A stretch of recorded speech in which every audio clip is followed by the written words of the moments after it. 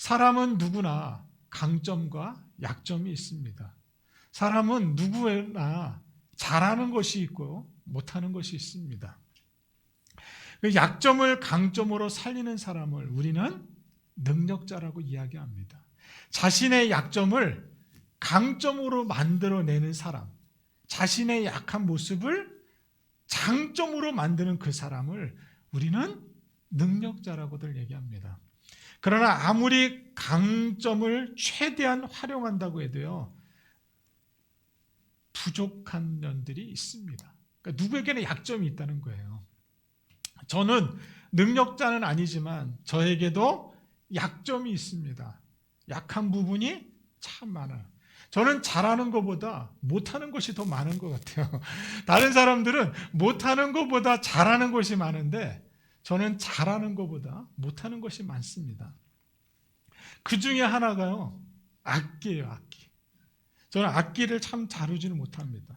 다른 말로 표현하면요, 저는 음치면서 박치예요. 그래서 저는 이렇게 뭘 좀 해보고 싶은데, 뭘 좀 많이 해보고 싶은데, 그 앞에만 서면 왠지 작아지는, 뭐든지 열정이 있어서 뭐 하면 하고 싶은데 그 앞에만 서면 왠지 작아지는 저의 모습을 좀 보게 됩니다. 그래서요, 이 악기 같은 것도 그래요. 제가 만지거나 치면 다 고장나요. 멀쩡한 것도 제가 건들면 고장나요. 기계도 그래, 기계도. 제가 만지면 다 고장나. 그래서 저는 기계를 잘 만지지 않아요. 악기도 잘 만지지 않아요. 편안하게 살아요. 저는 좀 잘 할 줄을 몰라요. 그래서 그런지 하나님이 개척할 때부터 문집사님을 그래서 우리 교회 보내주신 것 같아요.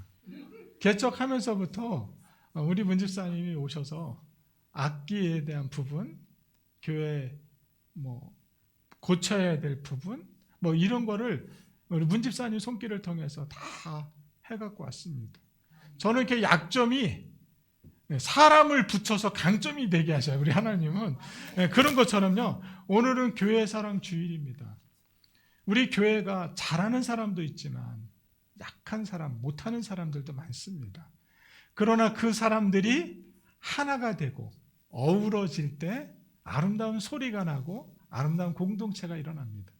식사 준비도 마찬가지예요. 한 사람이 음식 준비를 하면 한 가지 음식을 먹을 수 있지만 그러나 여러분들이 한 가정씩 같이 해오면 뷔페가 되는 것처럼 식사하는 것이 매우 아름답습니다. 나는 잘 못하지만 그것을 돋보여주게 하는 우리 공동체가 있다는 거예요. 그래서 그 공동체 때문에 그 모습이 아름다워지더라라는 거예요. 교회는 하나님이 이런 아름다움을 세워주기 위해서 저와 여러분들을 불러주신 줄로 믿습니다. 이런 교회는 무엇 때문에 존재해야 될까요? 우리가 교회에 대해서 지금 계속 살펴보고 있는데 교회는 무엇 때문에 존재하나요? 우리 교회가 이 땅에 존재하는 이유는 무엇일까요? 오늘 말씀을 통해서 한번 살펴보겠습니다. 이런 교회란 무엇인가? 교회란 헬라어로 에클레시아라고 하잖아요. 그 에클레시아 뜻은 불러냄을 받은 무리다라는 거예요. 부르심을 받은 사람이라는 뜻입니다. 그러면 어디서 불러냄을 받았느냐라는 것을 전제하고 있는 거예요. 어디서 부르심을 받은 사람이냐라는 거예요. 그러니까 소속이 중요한 거예요. 내가 어디서 불러냄을 받은 사람이냐라는 것을 말합니다. 사도 바울은 고린도전서 1장 2절부터 3절에서 교회를 정의하고 있어요. 고린도전서 1장 2절에 보면 고린도에 있는 하나님의 교회 곧 그리스도 예수 안에서 거룩하여지고 성도라 부르심을 받은 자들과 또 각처에서 우리의 주 곧 그들과 우리 주 대신 예수 그리스도의 이름을 부르는 모든 사람들에게 하나님 우리 아버지와 주 예수 그리스도로부터 은혜와 평강이 있기를 원하노라 라고 말하고 있습니다. 바울은 하나님의 교회를 그리스도 예수 안에서 거룩하여지고 성도라 부르심을 받은 자들이라고 말하고 있습니다. 바울은 교회를 뭐라고 표현했다고요? 그리스도 안에서 거룩하여지고 성도라 부르심은 자들이라고 표현하고 있어요. 그리고 각처에서 우리의 주, 곧 그들과 우리의 주 대신 예수 그리스도의 이름을 부르는 모든 자라고 주정하고 있습니다. 그래서 교회는 건물이 아니에요. 우리는 교회 이러면 빨간 벽돌에 십자가가 세워진 것이 교회라고 표현하는데 성경에서는 그렇게 표현하지 않습니다. 그리스도 예수 안에서 거룩하여지고 성도라 부르심을 받은 자들이 교회라고 얘기하고 있어요. 그래서 교회는 건물이 아니라는 거예요. 교회는 제도가 아니에요. 교회는 예수 그리스도의 이름을 부르는 성도들의 모임이 교회입니다. 그렇다면 예수 그리스도의 이름을 부르는 성도들의 모임이란 구체적으로 어떤 것이냐라는 거예요. 첫 번째로 이제 따라해 볼까요? 각자 신앙적 고백이 있어야 한다. 그러니까 교회는요, 각자에게 신앙의 고백이 있어야 돼요. 그래서 주일날 오전에 예배 드릴 때 우리는 신앙 고백을 했잖아요. 나는 전능하신 하나님을 믿습니다 했던 것처럼 교회는요, 각자의 신앙의 고백이 있어야 합니다. 15절부터 16절까지 같이 한번 읽어볼까요? 본문 15절, 16절 같이 한번 읽어봅니다. 이르시되 너희는 나를 누구라 하느냐? 예수께서 대답하여 이르시되 바요나 시몬아 내가 복이 있도다. 이를 내게 알게 한 이는 혈육이 아니요 하늘에 계신 내 아버지시니라. 15절부터 16절에 보면 그렇게 설명하고 있어요. 예수님의 이름을 부르는 성도들의 모임에는 분명한 신앙의 고백이 있어야 합니다. 예수님의 이름을 부르는 사람들에게는요, 분명한 믿음의 고백이 있어요. 저와 여러분들이 예수를 구주로 고백하고 예수님께 부르심을 받은 사람들에게는요, 신앙의 간증이 있더라는 거예요. 예수님과의 나와의 이야기가 없는 사람은 성도라고 이야기하기가 좀 어렵습니다. 신앙생활하면서 내가 만난 그 예수님과의 그 이야기가 있는 사람을 우리는 성도라고 이야기하고 그 이야기가 있는 사람들의 고백이 각자의 신앙 고백입니다. 예수님의 사역 전반부에서는요, 예수님은 중풍병자를 고치십니다. 그 소경의 눈을 뜨게 하셔요. 절름발이를 고쳐주십니다. 그 죽은 사람을 살리시는 예수님의 모습을 볼 수가 있습니다. 그래서 예수님의 설교를 들은 많은 사람들이 그 설교에 감동을 받아서 예수님을 따르는 사람들이 참 많았습니다. 자연히 예수님의 제자들이 신났겠죠. 들떴겠죠. 예수님을 따라다니는 무리들이 많아지면 많아질수록 예수님의 제자들이 신이 나고 흥분이 됐을 거예요. 그런 그들에게 오늘 예수님이 질문을 하는 겁니다. 잘 되고 형통하고 부흥할 때 그때 예수님의 질문이 있는 거예요. 뭐라고 이야기하냐면 13절에 보니까 사람들이 인자를 누구라 하느냐라는 거예요. 예수님이 병자를 고치시고 사람을 치유하시고 그 소리에 많은 무리들이 예수님을 따라다니는 그들 중에서 예수님이 그렇게 질문해요. 너희는 나를 누구라 하느냐라는 거예요. 예수님의 제자들의 마음에 어떤 생각을 가지고 있는지를 예수님은 알고 싶어 했던 거예요. 제자들의 신앙 고백에 따라서 그들의 믿음을 체크해 줄 수 있었기에 예수님을 누구라고 생각하는지 물어보신 거예요. 사람들의 반응은 다양하게 나왔습니다. 어떤 사람은 세례 요한이라고도 하고 어떤 사람은 엘리야라고도 얘기하고 어떤 사람은 예레미야라고도 합니다. 아니 선지자 중에 하나라고 이야기하는 사람도 있습니다 라고 이야기해요. 그런데 예수님은 군중들이 말하는 그 자신에 대해 예수님에 대해서 그런 의견이 마음에 들지 않았어요.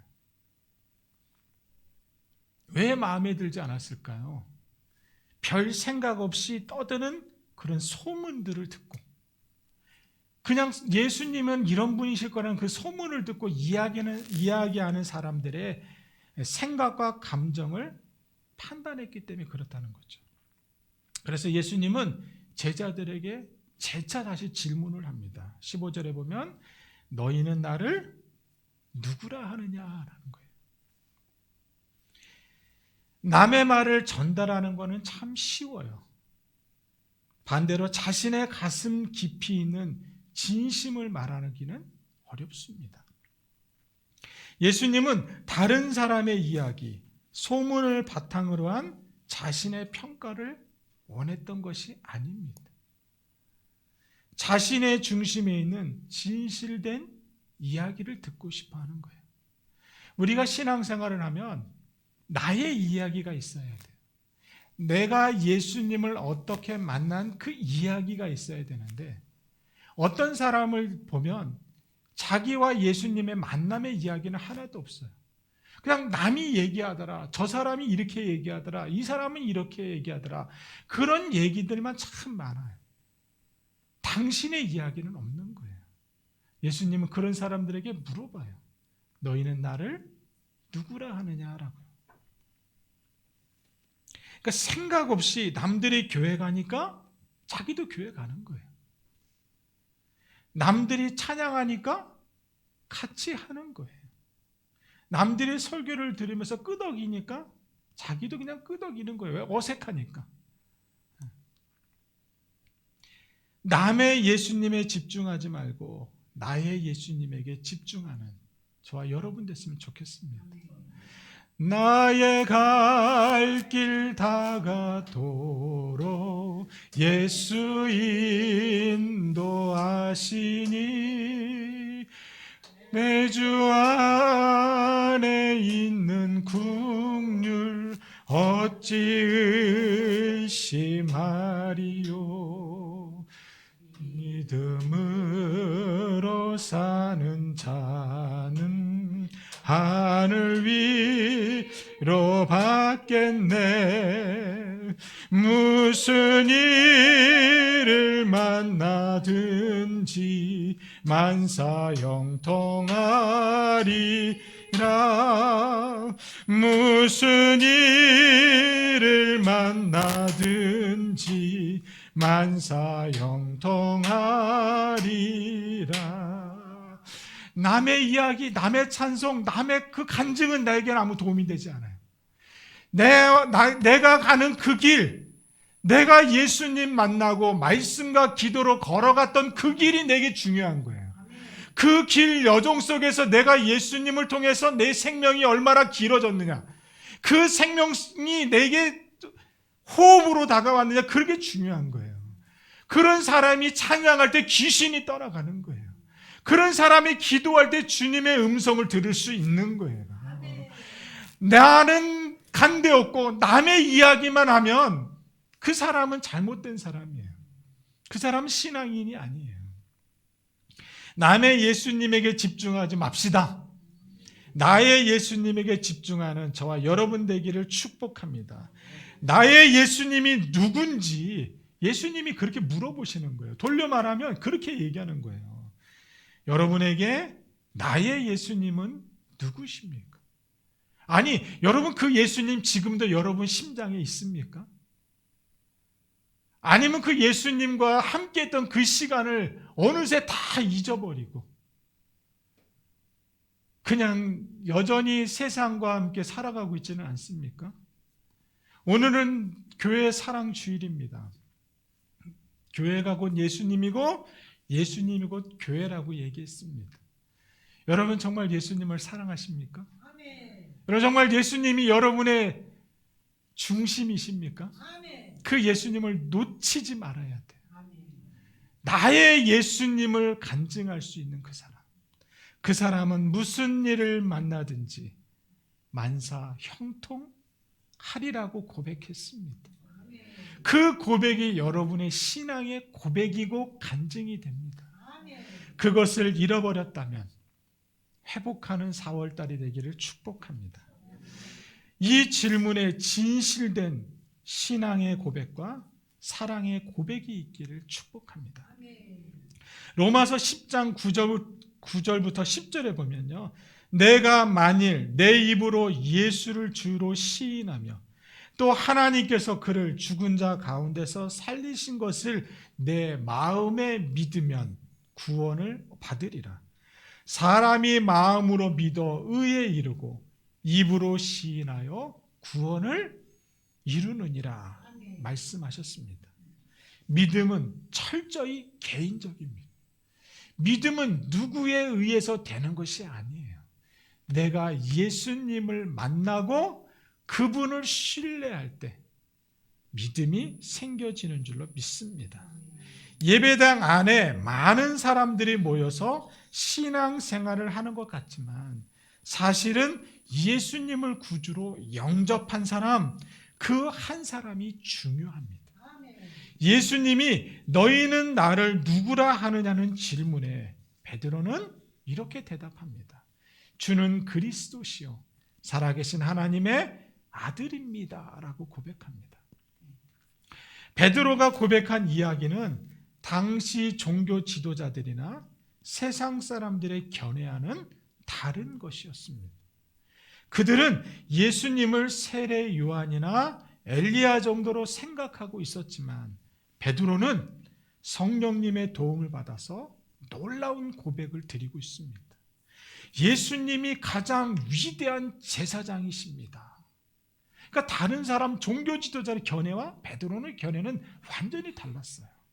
예수님이 가장 위대한 제사장입니다라고 고백했습니다. 예수님이 가장 위대한 예언자이십니다라고 고백했어요. 예수님이 가장 위대한 왕이십니다라고 베드로는 인정했습니다. 하나님이 성령의 감동으로 깨닫게 해주셔서 가능했던 일이죠. 교회는 하나님의 은혜로 성령의 감동으로 구원받은 사람들의 공동체입니다. 교회는 신앙 고백이 바탕이 되어야 합니다. 베드로와 같이 멋진 고백이 아닐지라도 하나님과 예수님, 성령을 향한 진실한 고백이 있기를 축복합니다. 여러분에게는 진정한 고백이 있습니까? 사도신경 암송을 통해서 나의 신앙에 대한 고백을 드렸습니다. 사도신경은 정확하게 세 부분으로 나누어져 있다 그랬잖아요. 나는 하나님을 믿습니다. 나는 예수님을 믿습니다. 나는 성령을 믿습니다라는 고백으로 저희들이 배웠습니다. 나는 전능하신 아버지 하나님을 믿는 것이고 나는 그의 유일하신 아들 예수 그리스도를 믿었습니다. 나는 성령을 믿기에 부활과 영생을 믿는다는 고백이 매 주일마다 우리의 고백이 되었습니다. 못 외워도 괜찮습니다. 틀리셔도 괜찮아요. 그러나 오늘 나에게 원하시는 것은 다른 사람이 아닌 나의 진실한 고백이 있어야 된다라는 겁니다. 예수 그리스도 이름을 부르는 성도들의 모임 두 번째는요. 신앙 고백 위에 선 교회입니다. 예수님은 베드로의 신앙 고백 위에 교회를 세웠던 것처럼 오늘 여러분들의 진실한 고백 위에 교회가 세워진 줄로 믿습니다. 16절 17절 읽어봅니다. 시몬 베드로가 대답하여 이르되 주는 그리스도시요 살아계신 하나님의 아들이시니이다. 예수께서 대답하여 이르시되 바요나 시몬아 내가 복이 있도다. 이를 내게 알게 하니는 혈육이 아니요 하늘에 계신 내 아버지시니라. 아멘. 예수님은요 베드로의 고백을 통해서 감동받으셨습니다.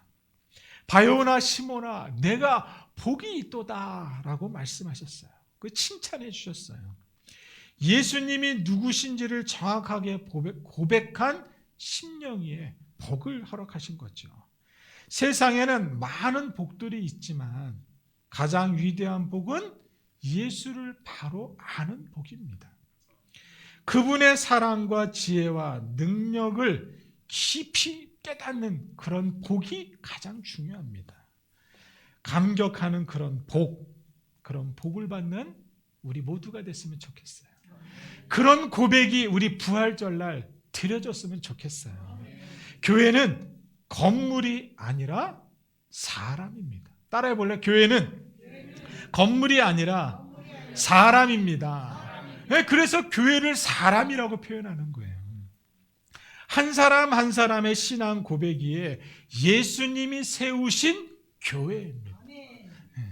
여러분 한 사람 한 사람이 하나님 보시기에 정말 귀한 교회라는 거예요.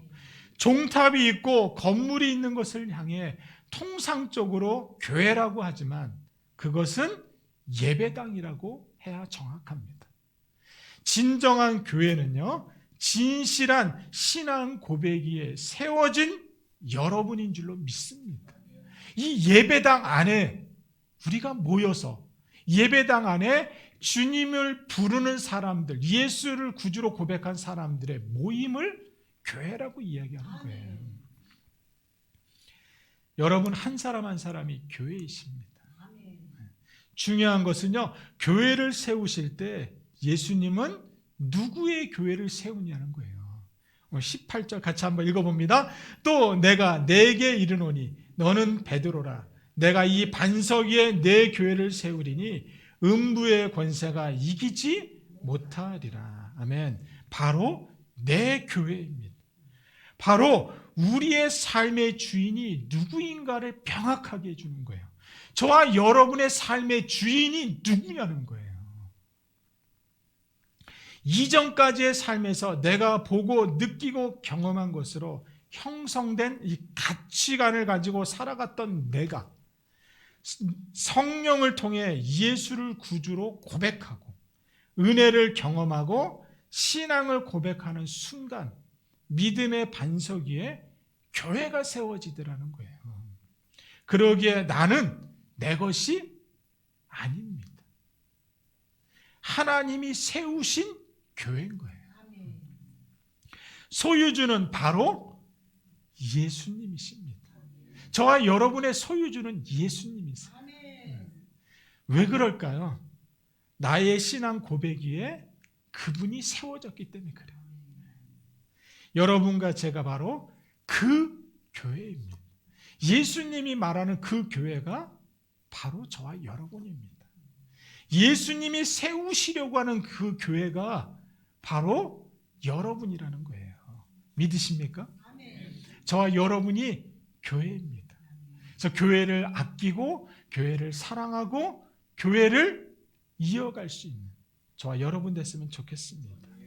왜 교회가 이 세상에 존재해야 되느냐? 예수 그리스도의 이름을 부르는 성도들의 모임이라고 했느냐? 세 번째는요, 신앙 고백 위에 선 교회이기 때문에 그래요.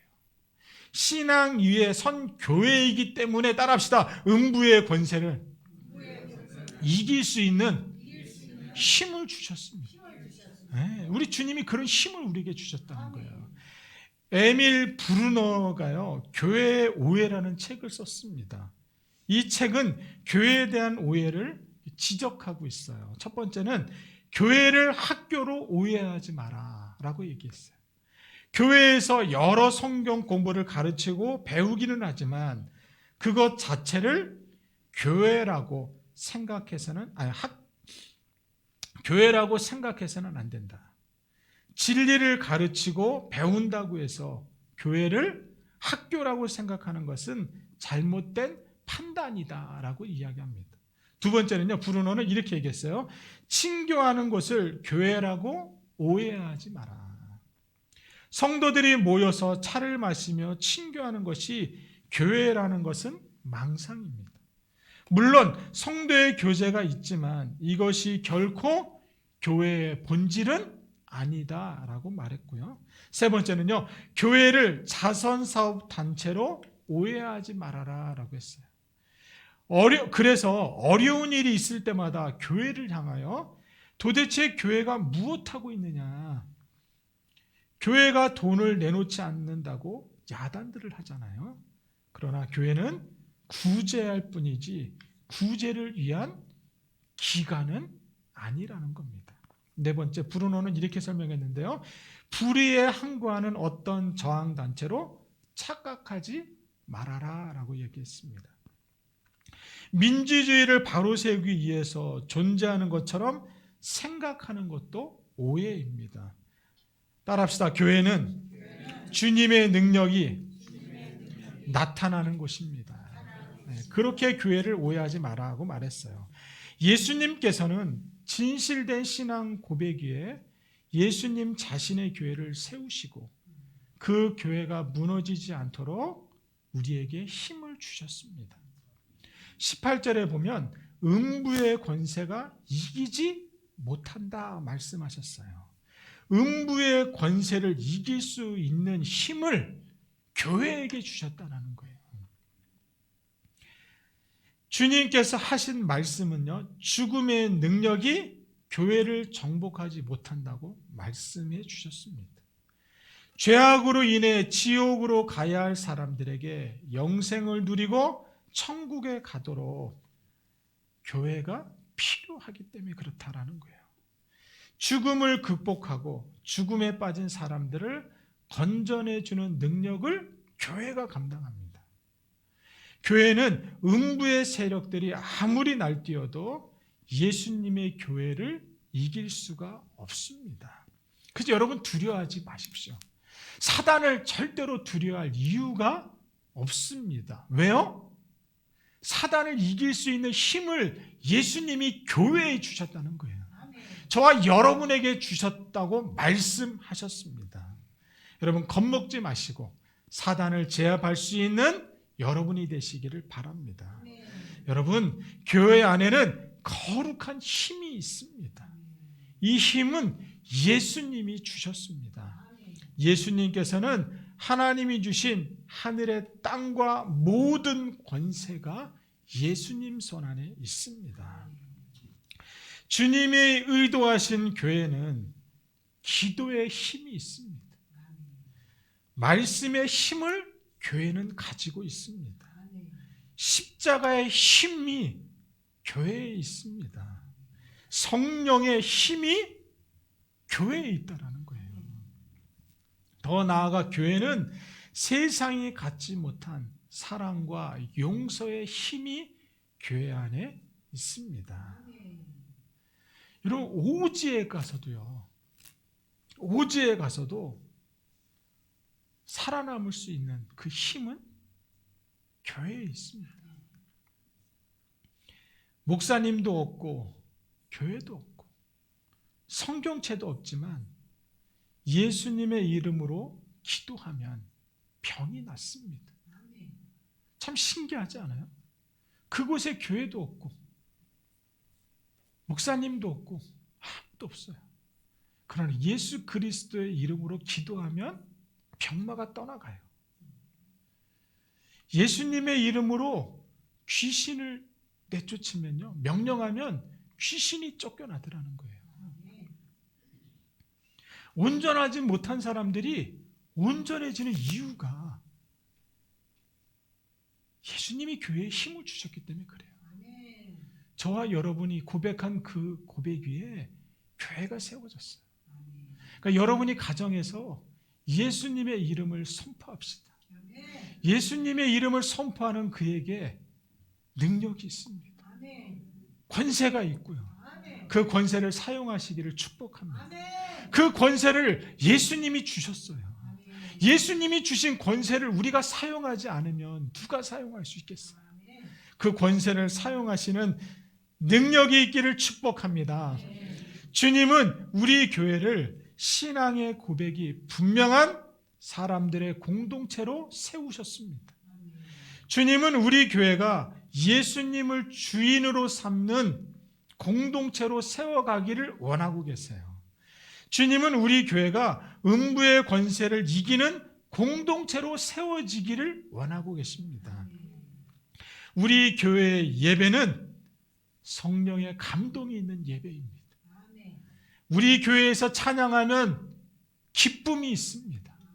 우리 교회에서 기도하면 귀신이 떠나갑니다. 이곳에서 기도하면 염려와 불안이 사라집니다. 교회를 사랑하시는 것만큼 교회를 아끼는 또 교회에서 충성하는 저와 여러분의 얘기를 축복합니다. 말씀과 기도를 걷는 교회가 우리 교회입니다. 이곳에서 날마다 치유의 역사가 일어나고 회복의 역사가 일어나는 주님의 꿈이 이루어지기를 축복합니다. 다음 주일은 부활주일입니다. 주님이 그 일하기 위해서 그 길을 걸어가셨습니다. 우리도 부활절날 같이 주님과 함께 부활하셔서 진실된 고백이 일어나고 하나님의 능력을 사용할 줄 아는 그런 권세자들이 되시기를 축복합니다. 우리 교회가 주님이 꿈꾸시던 바로 그 교회인 줄로 믿습니다. 사도행전에 나타났던 바로 그 교회가 되도록 우리 함께 길을 걷는 저와 여러분 됐으면 좋겠습니다. 오늘은 종료 주일로 지키고 있습니다. 예수님이 십자가 지로 승리의 길을 걸어가신 그 길, 나도 같이 걷는 축복의 사람 됐으면 좋겠어요.